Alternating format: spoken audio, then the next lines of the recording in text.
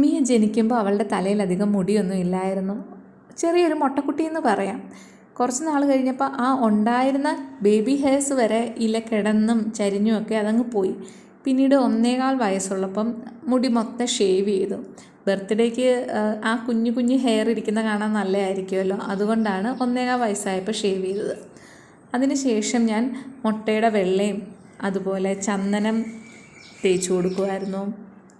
ചെറിയ രീതിയിൽ ഓയിൽ മസാജൊക്കെ ചെയ്ത് കൊടുക്കുമായിരുന്നു. അതൊക്കെ കൊണ്ടാണോ അവൾ കഴിച്ച ഫുഡിൻ്റെ എഫക്റ്റാണോ അവൾക്ക് നന്നായിട്ട് മുടി വന്നു. ഞാനതുകൊണ്ട് പല രീതിയിലുള്ള പണികളും ആ മുടിയിൽ നടത്തി. നമ്മുടെ യൂട്യൂബിൽ എനിക്ക് അത്യാവശ്യം വ്യൂസൊക്കെ കിട്ടിയ വീഡിയോസ് മിയുവിൻ്റെ ഹെയറുമായിട്ട് ബന്ധപ്പെട്ടും ഹെയർ സ്റ്റൈൽസുമായിട്ട് ബന്ധപ്പെട്ടും ഒക്കെ ചെയ്തിട്ടുണ്ട്. മിയെ കാണുന്ന മിക്കവരും എന്നോട് ചോദിക്കുക എന്താ മോളുടെ തലയിൽ തേക്കാറുള്ളതെന്ന്. ഞാനങ്ങനെ പ്രത്യേകിച്ചൊന്നും ചെയ്യാറില്ല, എന്നാലും വല്ലപ്പോഴും ചെറിയ ചെറിയ പരിപാടികളൊക്കെ ചെയ്യാറുണ്ട്. കൂടുതൽ സമയങ്ങളിലും അവൾക്ക് മുടി വളർന്നത് പിന്നെ 2 സൈഡ് കൊമ്പ് കിട്ടും. അതുപോലെ മിക്കി മൗസ് സ്റ്റൈൽ എന്നൊക്കെ പറയത്തില്ലേ, അതുപോലെ മൊത്തം മുടിയെടുത്ത് പുറയിൽ ഇങ്ങനെ കെട്ടിവെക്കും, അല്ലെങ്കിൽ അവൾക്ക് ചൂടെടുക്കും. അങ്ങനെ കുറേ വർഷങ്ങളായിട്ട് ഞങ്ങളിങ്ങനെ വളർത്തി കൊണ്ടുവന്ന മുടി ഇത്തവണ വെട്ടാൻ തീരുമാനിച്ചു. കാരണം വേറൊന്നുമല്ല, അവൾ കൊച്ചുകുട്ടിയല്ലേ, അവൾക്കത് സ്വന്തമായിട്ട് മാനേജ് ചെയ്യാൻ പറ്റുന്നില്ല. രാവിലെ എഴുന്നേറ്റ് സ്കൂളിൽ പോകാൻ നേരത്ത് ഞാനൊരു അരമണിക്കൂറെങ്കിലും അതുമായിട്ട് നിൽക്കണം, ഈ മുടിയുടെ ചടക്ക് കളയാനും അത് പിന്നിയിട്ട് കൊടുക്കാനും ഒക്കെ വേണ്ടിയിട്ട്. രാവിലെ അതുകൊണ്ട് തല കഴുകാനും പറ്റാറില്ല. പിന്നെ ഇപ്പോഴത്തെ ചൂട്, ഈ മുടി ഉണങ്ങുന്നത് വരെ നമുക്ക് ഇങ്ങനെ അഴിച്ചിട്ടുകൊണ്ട് നടക്കുമ്പോൾ പുറത്തെല്ലാം ഇങ്ങനെ കുരു വരുന്നു. അപ്പോൾ അവൾ തന്നെ പറഞ്ഞു, അമ്മ എനിക്കിനി മുടി വെട്ടണം.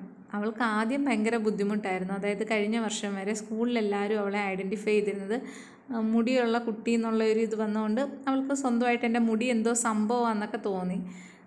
പിന്നെ മുടിയുള്ളവരെയൊക്കെ കണ്ടപ്പോൾ മനസ്സിലായി എല്ലാവർക്കും ഉള്ളതുകൊണ്ട് സാധാരണയാണ്. അപ്പോൾ അവൾ പറഞ്ഞു, അമ്മ നമുക്ക് കട്ട് ചെയ്യാം, എനിക്ക് തന്നെ പറ്റുന്നില്ല. അപ്പം എപ്പോഴും എന്നെ ഡിപ്പെൻഡ് ചെയ്യേണ്ടി വരുന്നുണ്ട്. എനിക്ക് കുറച്ച് ദിവസം എൻ്റെ വീട്ടിൽ നിന്ന് മാറി നിൽക്കേണ്ടതുകൊണ്ടും ഈ ചൂട് കാരണം മോളുടെ പുറത്തൊക്കെ കുരു വന്നതുകൊണ്ടും ഞാൻ തന്നെ തീരുമാനിച്ചു എങ്കിൽ ഹെയർ കട്ട് ചെയ്യാം.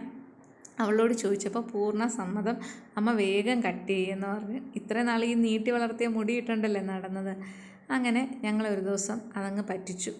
അപ്പോൾ ഈ മുടി ഇങ്ങനെ കെട്ടിയിട്ട് കട്ട് ചെയ്യുന്നതിൻ്റെ കാര്യം, മിയുടെ ഹെയർ ഡൊണേറ്റ് ചെയ്യാമല്ലോ. കുറേ പേര് എന്നോട് ചോദിച്ചു ഇത് കട്ട് ചെയ്യുകയാണെങ്കിൽ ഞങ്ങൾക്ക് തരണേന്ന് പറഞ്ഞിട്ടുണ്ട്. അപ്പോൾ അവർക്കൊക്കെ കൊടുക്കാൻ വേണ്ടിയിട്ടാണ് ഈ ഒരു രീതിയിൽ ഹെയർ ബാൻഡൊക്കെ ഇട്ടിട്ട് മുടി കട്ട് ചെയ്യുന്നത്. ഈ ക്യാമറ പിടിച്ചുകൊണ്ട് നിൽക്കുന്ന പാറക്കുട്ടിയോട് വേണം എനിക്കൊരു താങ്ക്സ് പറയാനായിട്ട്.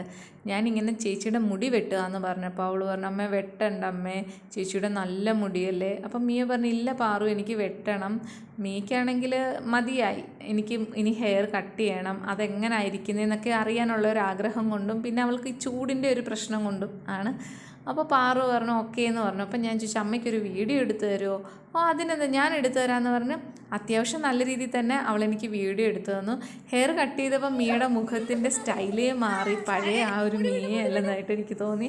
അപ്പോൾ ഇത്രയും നല്ല മുടി ഇങ്ങനെ കിടക്കുകയല്ലായിരുന്നോ, അപ്പോൾ കുറച്ച് നാളിനി ഷോർട്ട് ഹെയറായിട്ട് നടക്കട്ടെ എന്നൊക്കെ വിചാരിച്ച്.